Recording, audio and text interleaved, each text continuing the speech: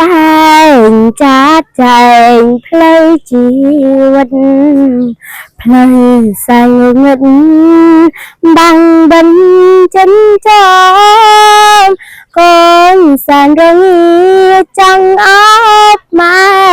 បានត្រឹមតែយំគោរពព្រៀងធំលាយឡំទឹកភ្នែកទូកបាត់ច្រវាតែតោកណ្ដាលទន្លេរំជាមួយគេគ្មានទេសុខសាន្តគេ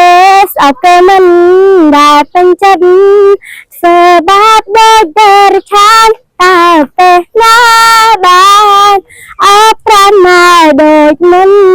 ម៉ែនៅទីណាហា